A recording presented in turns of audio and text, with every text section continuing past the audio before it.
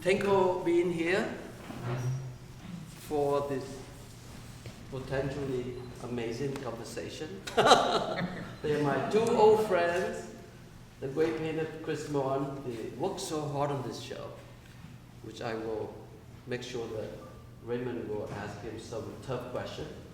And of course, Chris had been a former contributor to the Road Rate essays, interview with so many great artists for a good 8 years until we interviewed Chris, and then upon that time, Chris was asked not to write for the Rail because we interviewed him.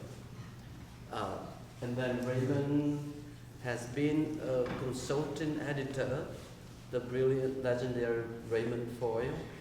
And Raymond has been very supportive of my vision of the Rail and how we work together, how we cross-pollinate, because Raymond's immersive interest in the experimental culture, poetry, film, everything else in between, performances, history, and whatnot.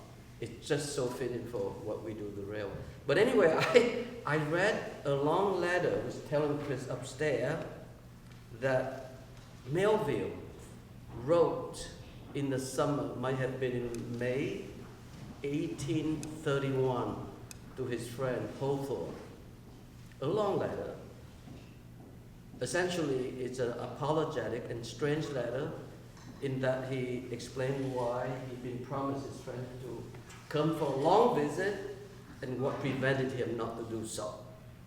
In the letter, he coined the term, "my ruthless democracy," naming that all the things that he had to do daily tasks, tending to the farm, cropping his famous potato and corn, and the fact that he had to work so hard every day, and he only had tiny hour at night to write. And this was the time when he decided to take a break before writing the last chapter of Moby Dick. In that very same year, a Scarlet Letter was published. So it's so interesting to understand the context why he would have easily taken his pine board chariot from Pittsfield to Hawthorne's home in Concord, Massachusetts, with today probably 2.5 hours by car, but in those days, gotta be the whole day. So he was very apologetic that not able to make the visit. Again, he ran against the aristocracy of the brain. He feels that there's an urgent need to maintain the labor of the hand, tending to the land, horticulturally, as equal footing of that which little time he had in writing, reflected, meditated. It has to be treated with equal worth. Otherwise, it would crumble, which is interesting because in the context of Leslie Tocqueville, who wrote the first volume of America, Democracy in America, 1835, he talked about the intense differences between the tyranny of the minority against the tyranny of the majority. The balance of the two is very important. So in the context of Chris doing the show, after having done this amazing, I would say, breakthrough show at Timothy Taylor last February, most of you might have seen it, remember? It's a great breakthrough show for Chris, which somehow brought me to be thinking about the way that Chris can think largely about his lifelong investment in the sublimity, the vulnerability before nature. But then this other side, which is the urban activity of culture and all the anarchistic activities going on, what is meant to be in urban environment. So on one hand, he had this aspiration to do monumental painting, but somehow it retained a sense of intimacy. On the other hand, He aspired to go deep in the dark vein of American Romanticism. I mentioned Melville, I mentioned Hawthorne, but there's also Paul. If you name it, you go down all the way to Faulkner, to the Southern Gothic. It still exists today, the dark vein Romanticism. But out of lightness, there comes darkness and vice versa. And this is what I love about that show. He's been working steadily so long. I met Chris in the summer of 1994.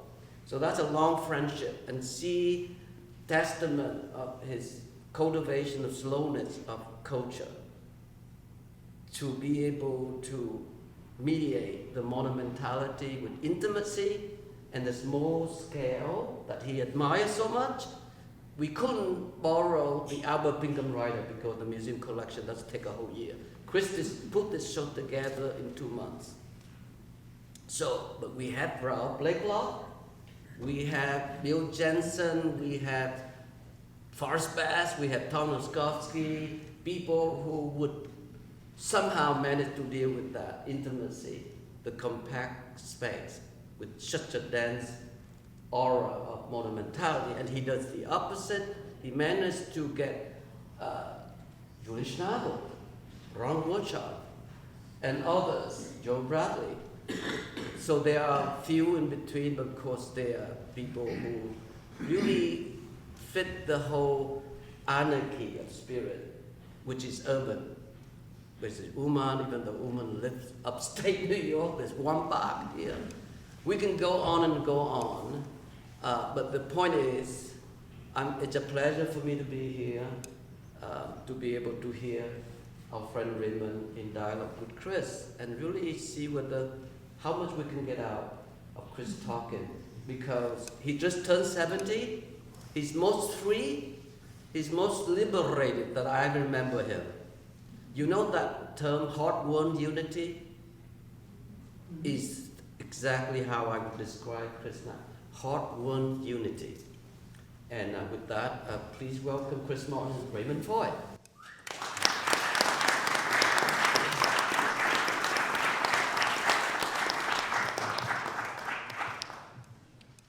I kind of prefer not to use these, but maybe that's not a good idea. Yeah, let's use it. Okay. You can hear us? Yeah. Yeah. Okay.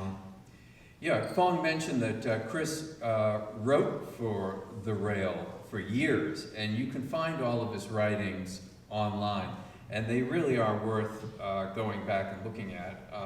He has interviews with Catherine Bradford, who's here, with Peter Atchison, with Bryce Martin, with Bill Jensen, with Uman, with James Sienna, Richard Tuttle, Thomas Noskowski, Fred Tomaselli, Bruce Pearson, Leon Golub, on and on.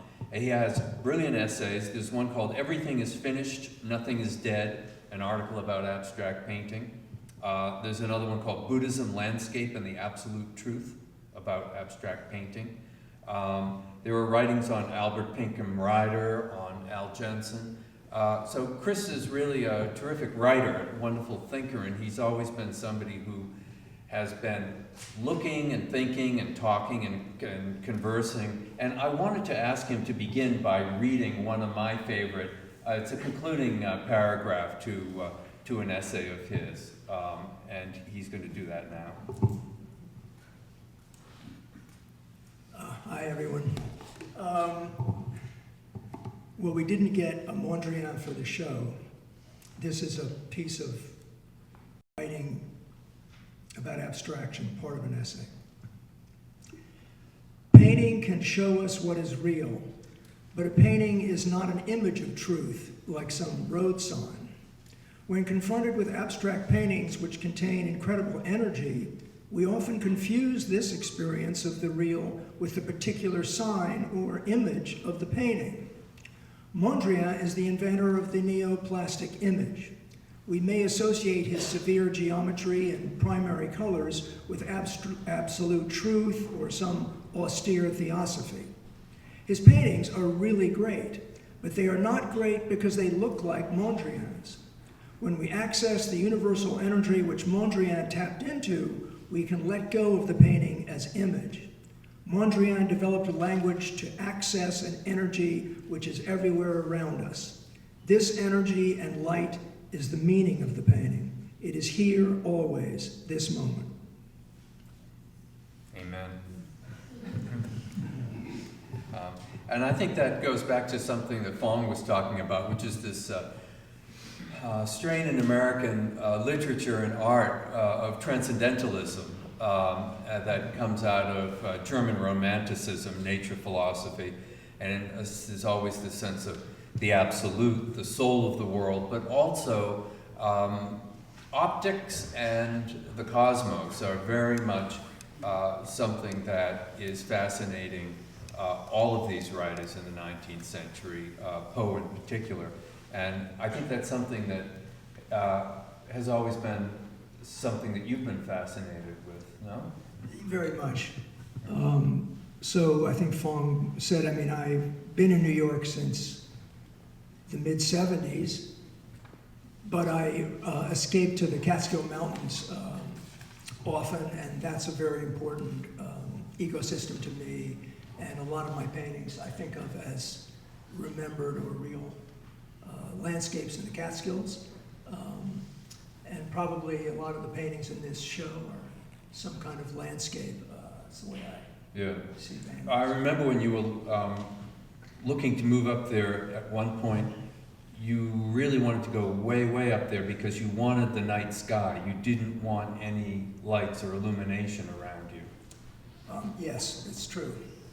Yeah. It must have been nice in the 19th century in Manhattan, where where Poe lived up in Fordham, where you had absolute darkness. And well, I remember during COVID there were no airplanes for a few months. Yeah. It was a different sky, no satellite, or there were satellites but no airplanes. That was nice. Yeah.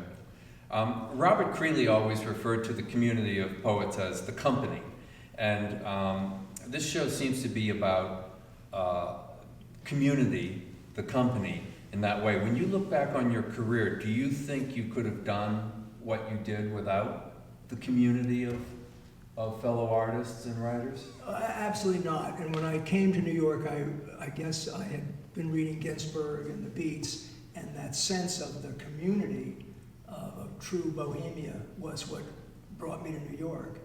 And in many ways, this show is a kind of a love poem to all these people that were mentors to me, friends of mine, people that have been inspirations and co-conspirators for a long time, such as Kathy Bradford, who I met in 1980, and we've been talking about painting ever since. And Julian's a big inspiration for me.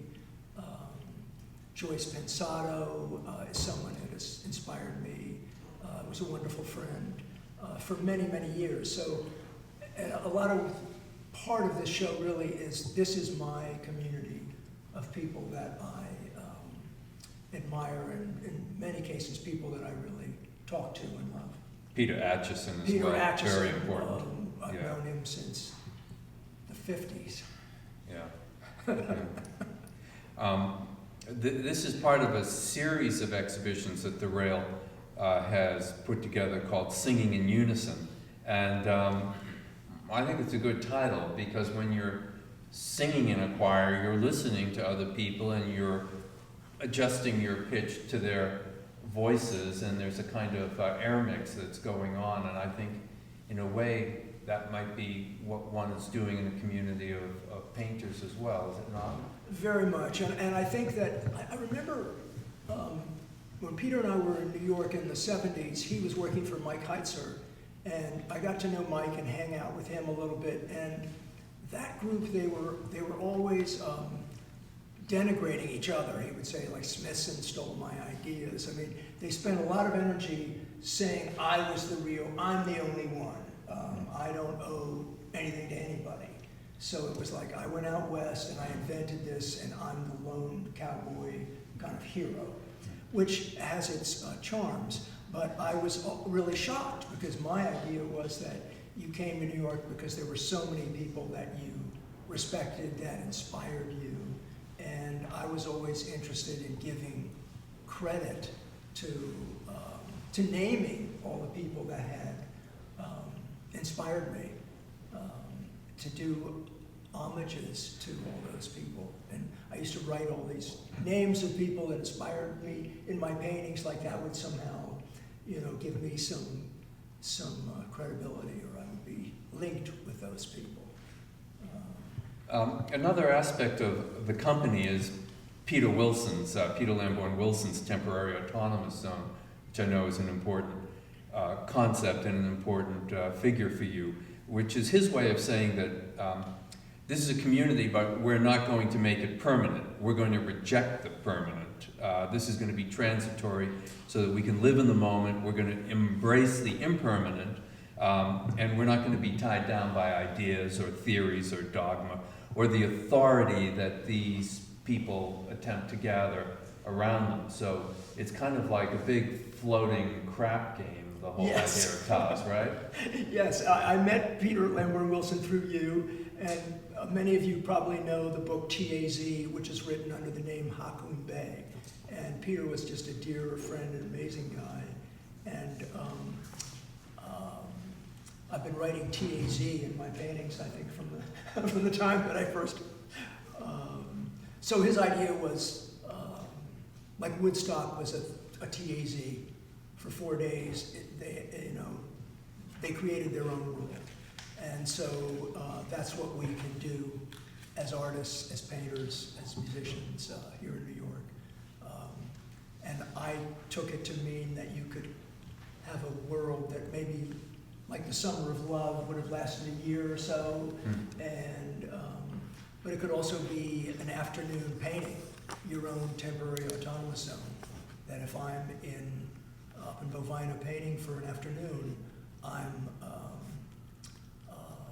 somehow safe in an autonomous zone. Well, it's also it's an incentive for people to organize on any level. He said it could be a dinner party, it could be a theater piece, it could be a performance, it could be a gallery, it could be a cooperative. But I think it's one of those texts that's worth going back to, kind of like Burroughs, in that it really lays out the whole blueprint of what we're going through today, not just on the global level of the whole narco-petro empire, but on the level of control, media manipulation, pop culture. I mean, he really gets it all down. And I love the fact that he wrote it as poems. He wrote it as cantos. And when he typed it up, he looked at it, he thought, nobody likes poetry, nobody reads poetry. And so he just retyped it as prose. It's a fantastic manuscript. I realized that when I was first in New York in the 70s, we used to curate shows, and that was a way of meeting other artists and having a party, and you found like a bar would let you put up some paintings for the night, and it was an excuse to get together and meet people. And so my experience of curating things was, to meet people. I remember I did one show called Party at Fong's House, and the whole point of the show was that we were going to have a big party at Fong's house. And, that was the reason for the show. That was the theme of the show.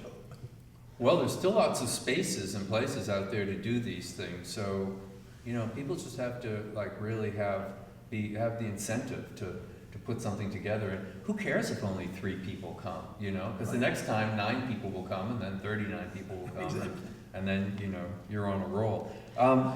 So this exhibition, boy, it's a good way to make a lot of enemies, to do a group show, isn't it? It is.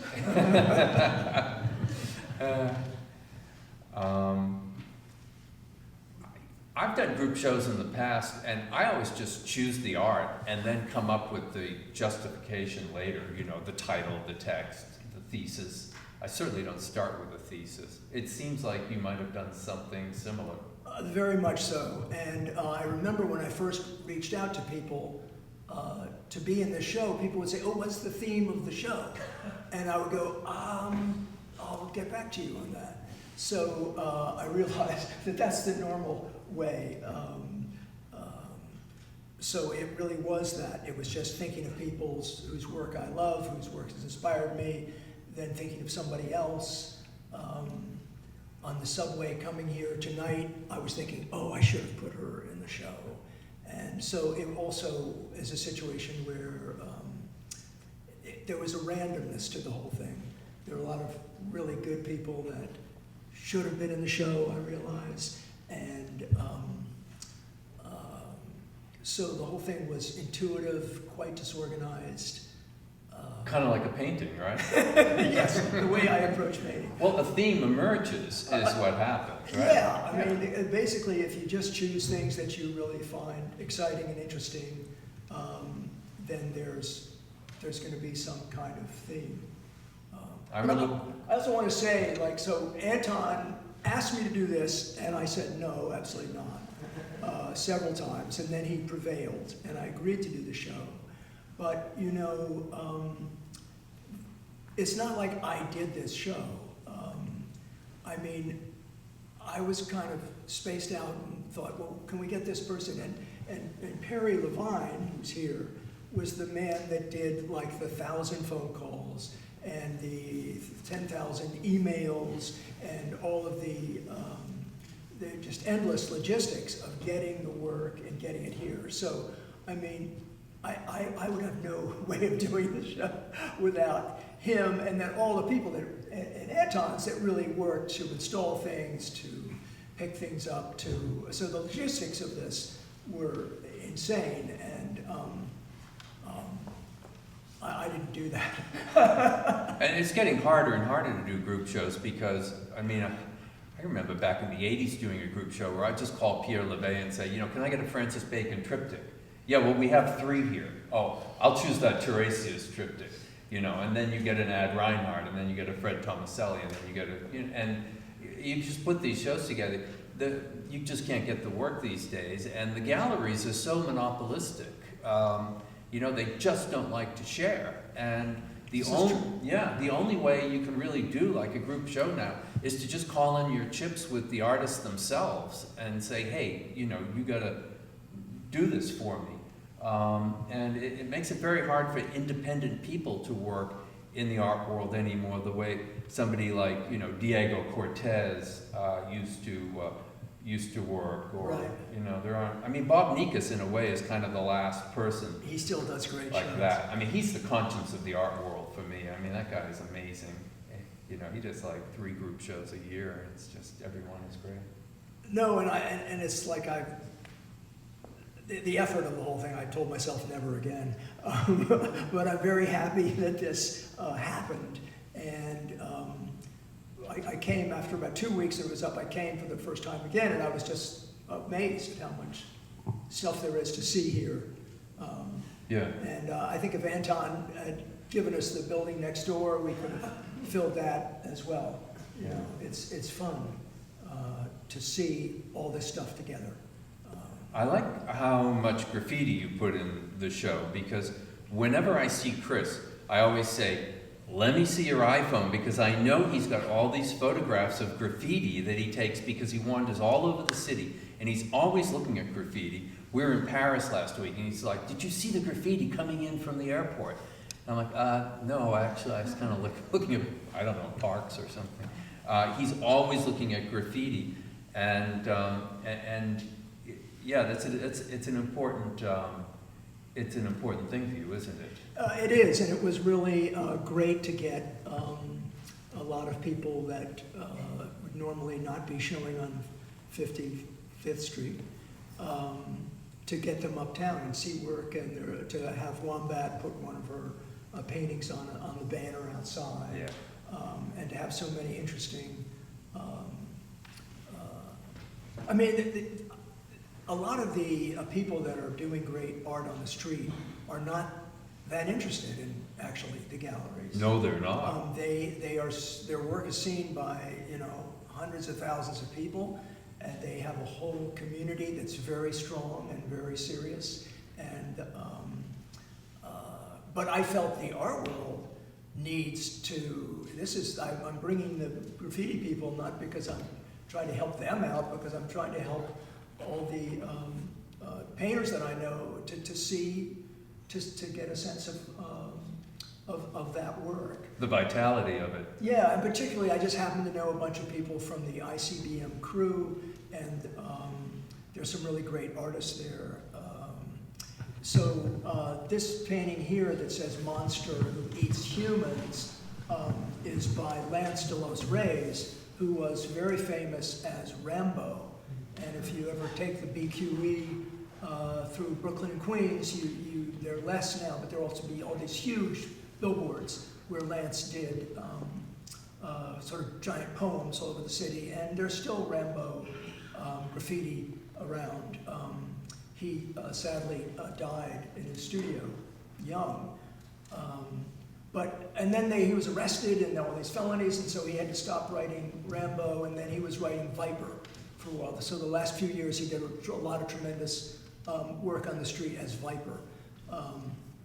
So he's an interesting person because I met him, I don't know how I met him originally, but he worked for Donald Batchelor, the painter, for years and years. So Lance always had a studio practice and his work on the street, which is not true of all of the people, great street artists. A lot of them don't have studios, and they're not so interested in making independent objects. But Lance was a good friend of mine, and so through him, I mean, when I met him, I went, oh my God, you're Rambo. You know, I was really a fan.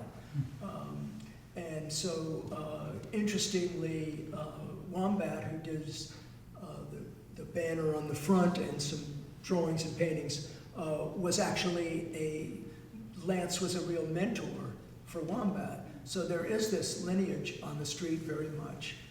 I wanted to get some Barry McGee paintings and work. He's someone who also is he was a great artist on the street and also has a serious studio practice. So I think there's so much great painting happening. Boy, I'm talking about graffiti, I'm not going to stop. There's so much great painting happening on the streets of all the big cities in the world. And I think it's really some of the best painting that's happening. So that's a big inspiration for me. Yeah, I remember trying to get an artist who I first saw doing performances on the Bedford Avenue station platform at like 3 in the morning, and it took me a long time to find out who he was and finally get to meet him, and he was a graffiti artist, and I said, Kalen, I really want to do a gallery show. I really want to do a show of your work. And he said, I can't do that. He said, if a bank came in and bought my paintings, I'd lose all my credibility amongst my friends. And I thought, wow, that's amazing. Well, there's a real connection. Willow, who is, they live in a house in Williamsburg, is a good friend of Wombat, and she's in a band called TAZ. Oh, great. So there is a whole, the anarchist TAZ underground is still very much alive. And the other part of it is that this is starting to change now, but my favorite art fair for many years, and still is the Outsider Art Fair. And like many artists that I know, we were very inspired by people that were called folk artists or outsider artists or whatever. I hate all those terms, but someone like Hawkins here is a great, great artist, or someone like Purvis Young, whose painting is there. And that's starting to change now that you see Thornton Dial and Purvis Young and other great American painters in the gallery world. But for me, that's also been a huge inspiration. And the 2 volumes of the book, Souls Grown Deep, is and there's a foundation now.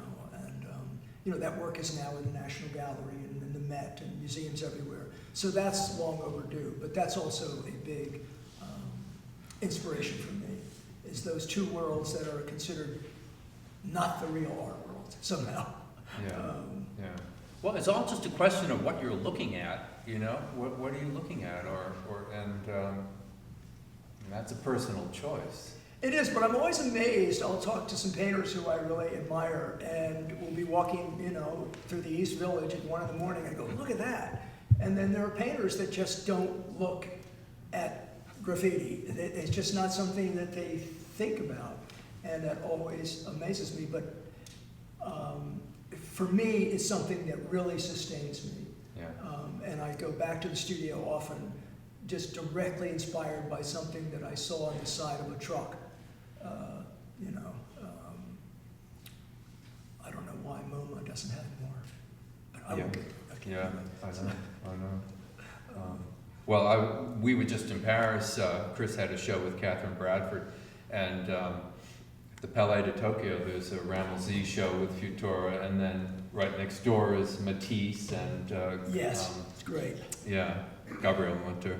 It was nice. It was nice to see that. So you have Blakelock and Ryder. You've got Forrest Bess. You've got Bill Jensen. You've got Marston Hartley. And Fong was saying, you know, there's a kind of energy and compression that exists in a small scale, which kind of gets in with the emblematic quality, which I think Jensen really puts his finger on. I mean, Bill Jensen is really the fulcrum artist in this show and in your community, isn't he? He is, and he was very, very important to me. I met him in the mid-'70s and was kind of stalking him for a while, and then we became friends, and his work was so important. I grew up in Washington, D.C., and I was living next to a thing called the Phillips Collection. And the Phillips Collection, Duncan Phillips was this guy that bought Hartley, and he supported Arthur Dove and O'Keeffe, and he had these Albert Pinkham writers. So this whole American landscape tradition was stuff that I had grown up with.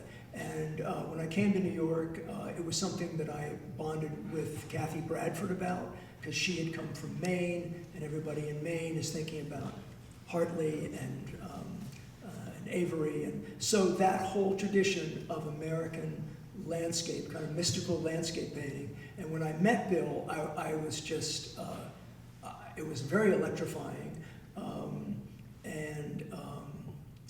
I remember thinking, oh, it's all alive. And in those days, Williamsburg was a total wasteland. And he had this building with Grosvenor and Jim Clark and some people. And it was, I felt deeply inspired. And then over the years, it's been wonderful to really become close to Bill and Margaret. And he inspires me a lot.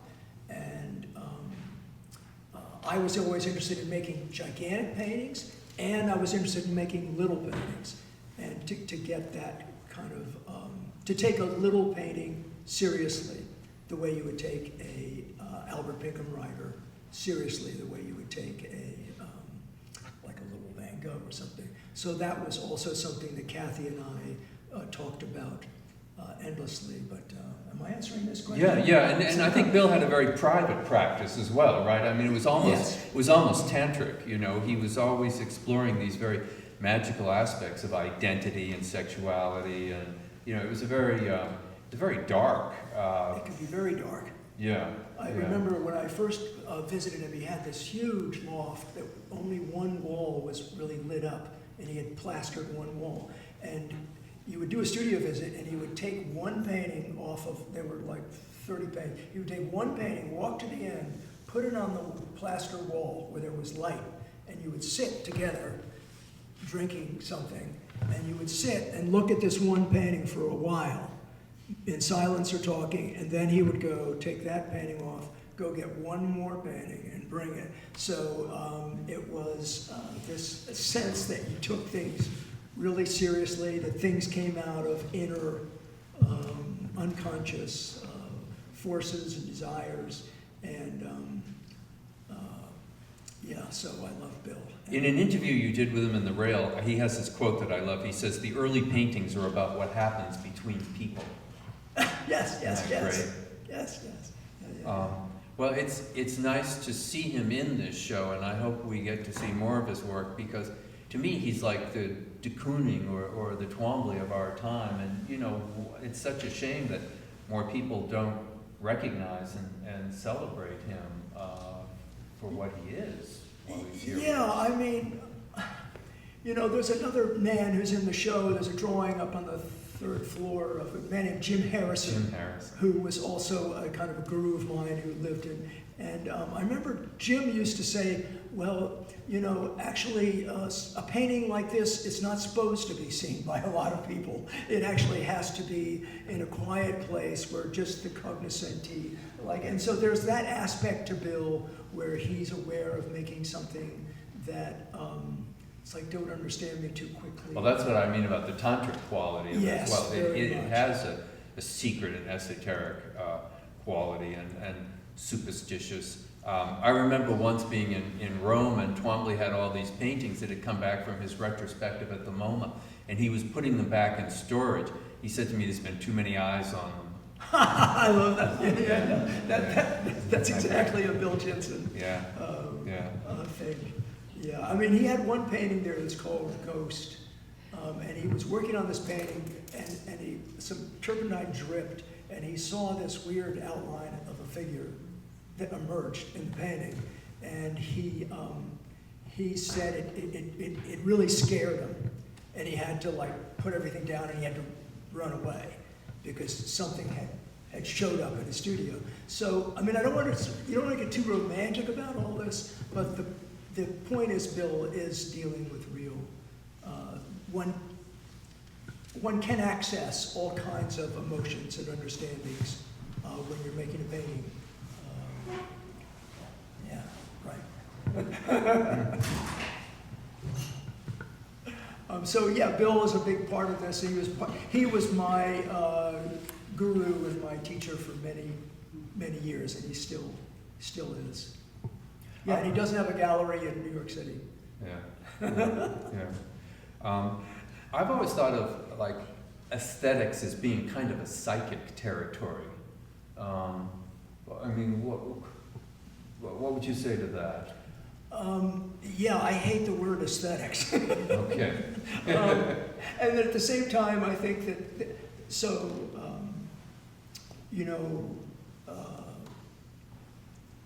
so Kathy and I were in New York in '80, sharing a studio, and I came in the '70s, and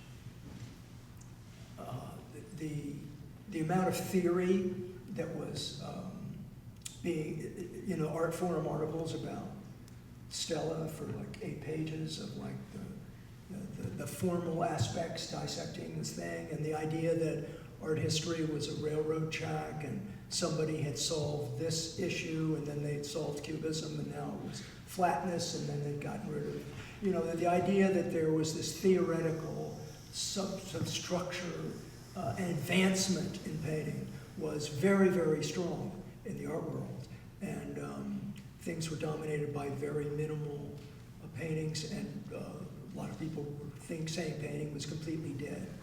So that whole but that's what you did. You came along, and your generation, and you freed painting from that dogma. Yeah, nobody realized it for a long time. Yeah, a real long time. Well, which is another thing I wouldn't, I mean, Chris has just worked for decades and decades and decades in obscurity. And, in the essay that I wrote about Chris that's in the David Kordansky catalog about painting in the 80s, I really wanted to tell that story because I wanted a lot of young painters to know that, I mean, this thing of the immediate success that we think of in the art world or in sports or in entertainment, it's just, it's not that way for everybody, and it can be a very long road. You have to discover yourself, other people have to discover you. You can be somebody like Warhol or Dylan is the right guy in the right place at the right time, Raphael. But then you can be the wrong person in the right place at the wrong time, or any of those combinations, and it doesn't work. And, I used to go around to shows in New York, to openings like Rauschenberg or Warhol with Harry Smith, And he was like a bum off the street, and nobody cared, and nobody knew who he was. And I would think, well, you know, this guy's as great an artist as these people are. But he was just out of his time. And yet here, 30, 40 years later, I mean, he's just so popular. And it's so interesting when you do live for a long time, you get to see styles and time change, and people who are on the bottom have been on the top, and vice versa. I can't believe I didn't put Harry Smith in this show, Raymond. Why didn't I? Well, then you have to do another show. But I mean, at the same time, I remember I was living on Houston and Mott, and Glenn O'Brien lived down the hall, and we were really friends. And I remember Glenn showing me this little Basquiat painting, the car crash painting, saying, "What do you think of this?" This kid, and I was going, "Hey, this is pretty cool." And then, so there are people like Jean-Michel Basquiat who are just supernaturally gifted and find themselves young. And I mean, I was just amazed at how good he was and how real he was. And I don't know if that's some kind of fate that all these people die at 27 or whatever, but you know, there are people, it's rare in painting that people know what they're doing and that they're great when they're in their 20s. It's very rare. I mean, if Cézanne had been hit by a bus at age 28, you know, we wouldn't be thinking about him. But, and Julian in the 80s, 81, 82, 83, he made great paintings, and he really inspired me. And so he was someone that, you know, really was leading the way. So it goes both ways, but generally painting seems to be an old person's, it can be an old person's game. I want to take some questions from the audience too, so if you have some, feel free to ask. I mean, do you have any, this is kind of an awful question, but do you have any advice for young artists? I mean, from your perspective, what you've gone through and, you know, what somebody starting out is going to face? Gosh. Well, I think it's a lot harder in New York now than when we hit town. The half of the place was empty. You could rent a studio. You could work for 2 or 3 nights a week, and you'd have plenty of money, and you could have a big loft. And so it's much harder. I see that young painters are renting very small places. They have to work more. They have less time. And at the same time, I think that there's great young scenes happening all the time. Visiting Wombat and Willow and these other young artists in this building that they're sort of squatting in down in Williamsburg. I mean, it's great. It's great work happening. So I guess you need a community. You need to enjoy yourself. Yeah. Well, like Fong was saying about how you know what Hawthorne couldn't visit because you know and you know Melville only had an hour at night to work. Well, that's the case for a lot of artists. I remember when Patti Smith moved back to Detroit for 15 years. You know, she had to like iron the kids' uniforms and get the food on the table 3 times a day, and she'd have like 1 hour at night, maybe after they went to sleep, where she would sit down and write, and she wrote some of her greatest, work under those conditions. So I guess there's a certain amount of focus, but yeah, cheap rents, there's nothing like it. That was pretty. Yeah. Any questions? Anybody wants to ask Chris? Yeah. Yeah, I have a question that I wanted to ask you for a long time. I have a question that I wanted to ask you whenever I bumped into you, but I never did. I remember very well that I read that you, it was an article by James Cone that you used bread in one of your works, and then you were telling that the mice ate it. And it was very curious to me and exciting. And as a matter of fact, 2017, I did myself a personal homage to this notion, and I used dried mixed nuts in one of my mixed media pieces. I was just simply wondering, do you still work with food? I mean, I can't wait to see another work of you, because I never saw that piece. It's the bread. I don't know if you still, can you do another work with bread? Yeah, I did make paintings with bread for a while, and artichoke leaves, different things. And, Bananas. bananas, yeah, I used bananas a lot. And I think there was a time when I was trying to really surprise myself and break out of things, and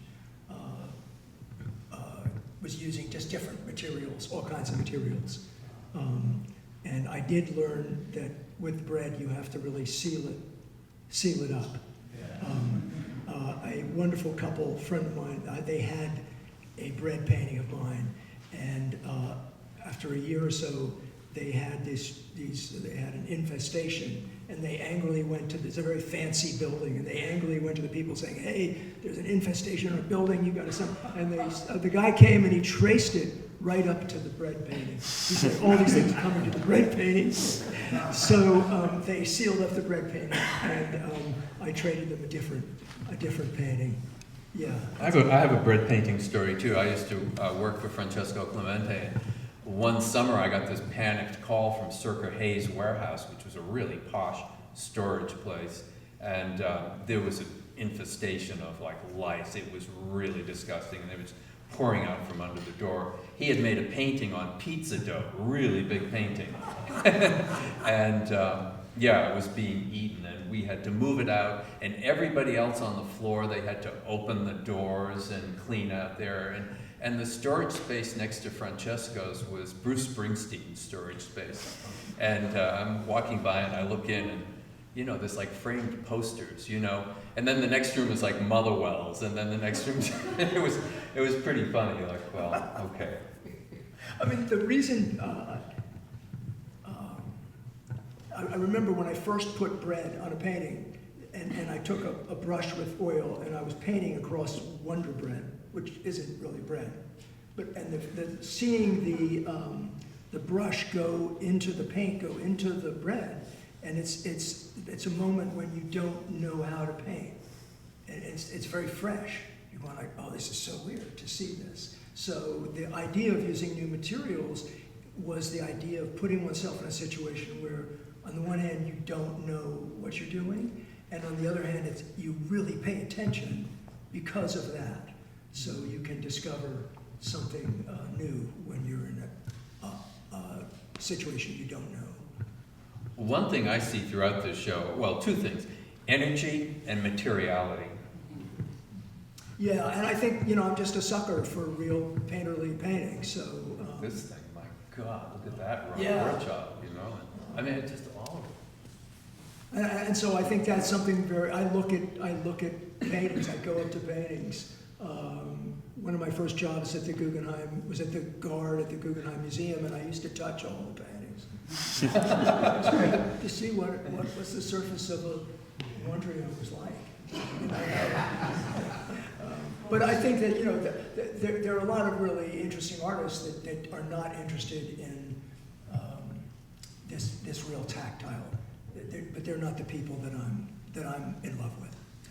What about spontaneity? Because, I mean, there's a look of spontaneity, but it's not always spontaneous. But I feel like in your work and a lot of the work that you admire, there is that say, field of consciousness, that Olson's projective verse field of consciousness, in which the poem or the painting is enacted in the moment.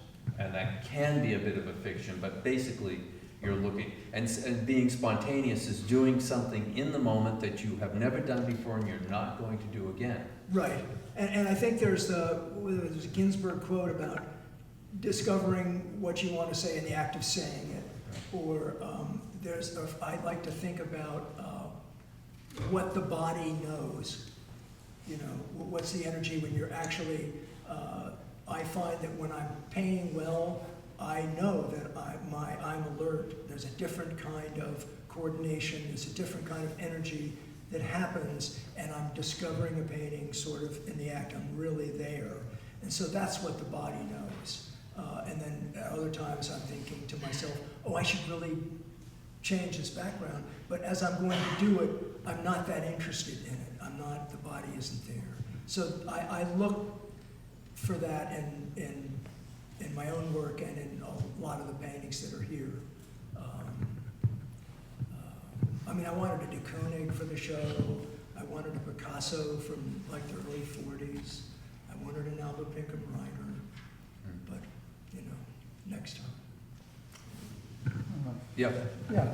So you mentioned a lot of. You mentioned many artists and their work. I knew this artist called Gandhi Brody. Oh, yes. So I was hoping that you would mention something Yeah. about him. I own a Gandhi Brody. Oh, you do? Okay. Yeah. You know because, Gandhi, right? I do. Yeah, because I've been to his studio in Vermont. Yes. And I was also living in Vermont. Yes. So I used to go to his place. Yeah. And his painting was very much like, I thought, very spiritual. Yeah. And he would be painting almost like landscape-like things. And when I come back like the next day, it's all black. Yeah. It's like, what did you do with it? Yeah. And then he started talking about this kind of a spiritual experience he had with the painting. Yeah. And I couldn't see anything that was happening. It was all black. Yeah. And very amazing painting to me. Yeah. Then I come back and then there's a little more gray or something like that. So I thought that you might mention, did you know him at all? I never met him. I knew a man that worked as his assistant for many years, who lived in Brooklyn at the time. And so we're talking about Gandhi Brody. And the funny thing is that yesterday I got an email from Stephen Harvey, the gallerist, who said, you know, you should have put Gandhi Brody in the show. That's true, yeah. And they stop gonna by show anytime and I'll show you a bunch of Gandhi Brodys. Oh, I'd like to go see that. Yeah, he shows some Gandhi. You can find some Gandhi Brodys at Stephen Harvey. Cy Twombly's first show in New York was a two-person show with Gandhi Brody.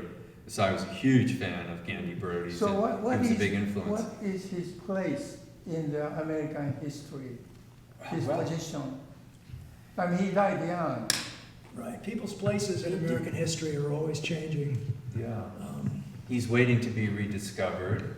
He's non-commercial. He was a very difficult individual. Right. He changed his style a lot. That Yeah. doesn't help. But you know, Fred Tomaselli, he had a real crisis in life and didn't know what he was going to do, and was not an artist. And he had a girlfriend in Vermont, and he moved to Vermont Yeah, for I 6 met him months. too, yeah. And he was hitchhiking every day, and this guy in a truck used to always pick him up, and he had the most fascinating conversations. I used to give him a ride. And with Fred, Yeah. yeah. Well, the guy who picked him up in the truck was Gandhi Brody. And it was his conversations with Gandhi Brody from hitchhiking that after 6 months he said, okay, I'm going to be an artist. And so Oh, that's fantastic. it was a kind of a catalyst. Yeah, I have a Gandhi Brody. It was a painting that Barnett Newman really loved. It was a fallen tree Yeah. in the woods. There's a lot of people like this in art history, and some are being rediscovered now. Of course, a lot of, you know, African American artists and artists of color and women, you know, who were neglected are slowly being rediscovered. Doesn't help much if you're dead, but it's all part of the dialogue, the conversation.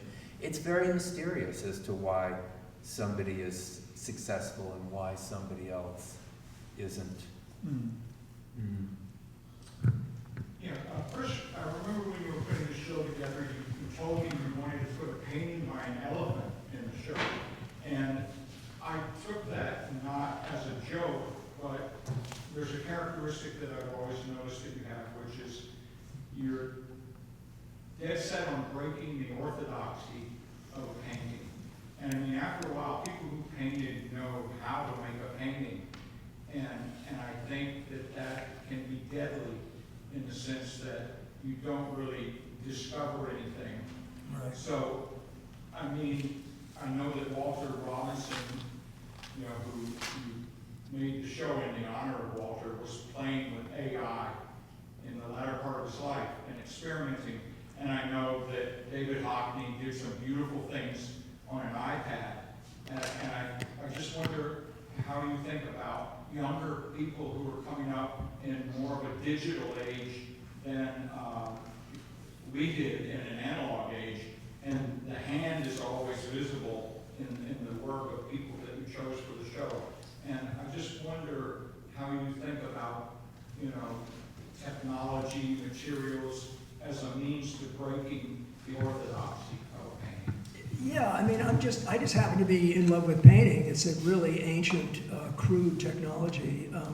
We were just in Paris, and that big circular building, they had a big Arthur Jaffra video thing, and it's great, you know. So I have nothing against technology. There is a painting by an elephant in the show. It's in,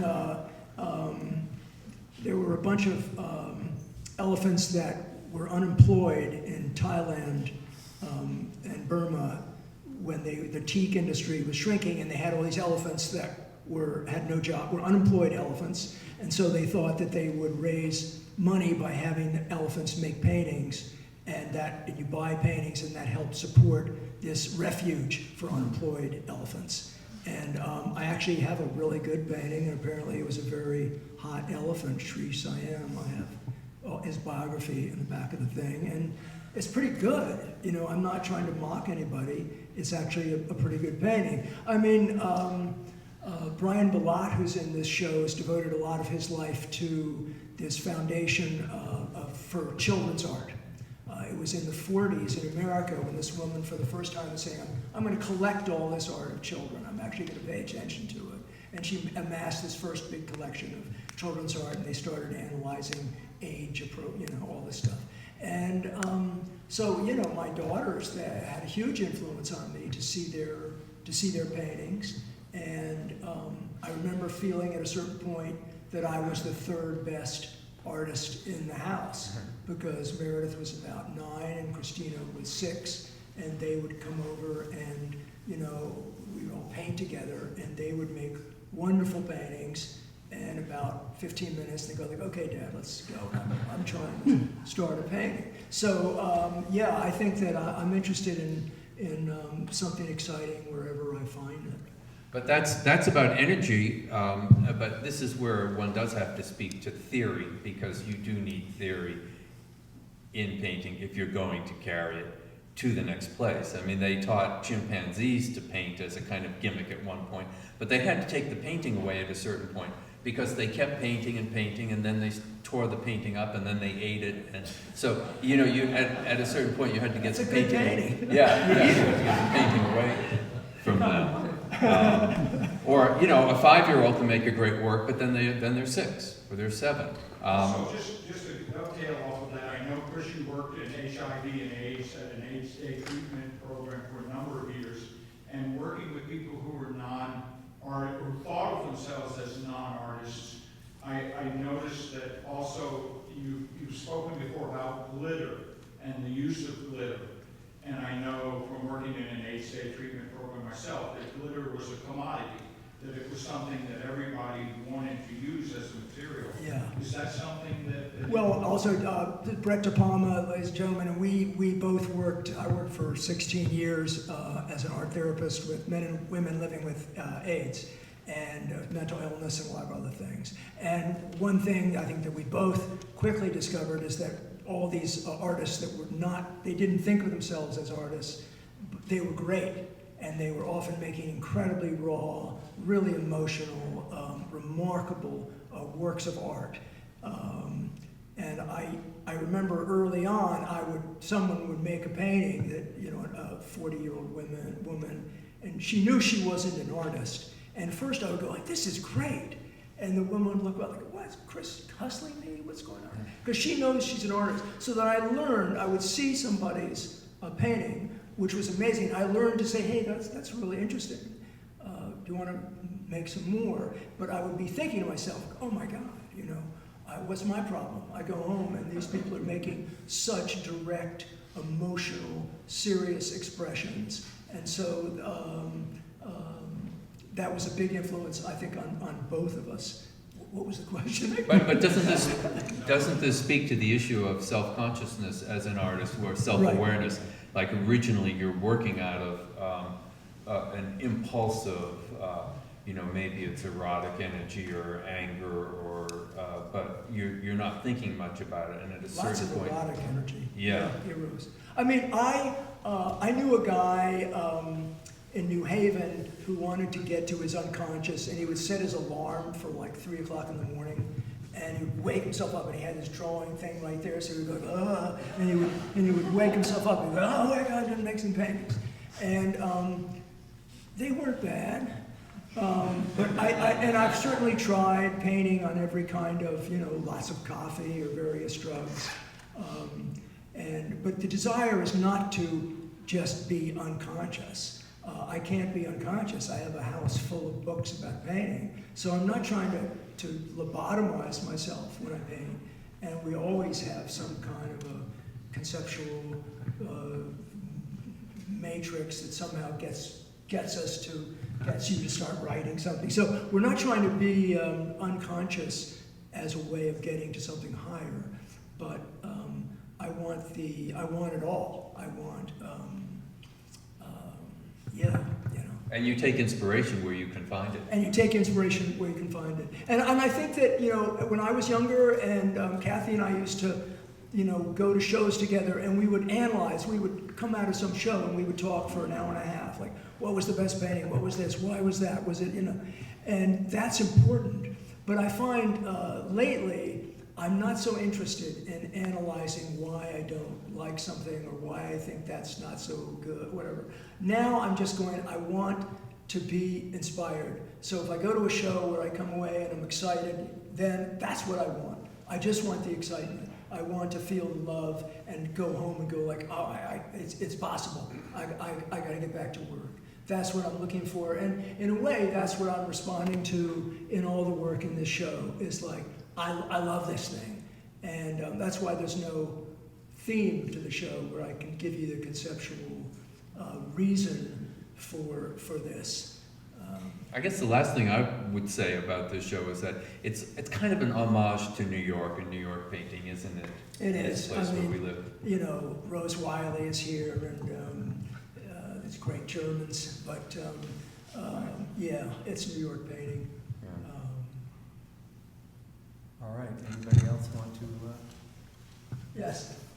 Yeah, you spoke to this, indirectly, but I would just love you to speak about it a little more, like cultivating love and connection and community as artists in the face of competitiveness and individualism, the loneliness of the practice, and like how do you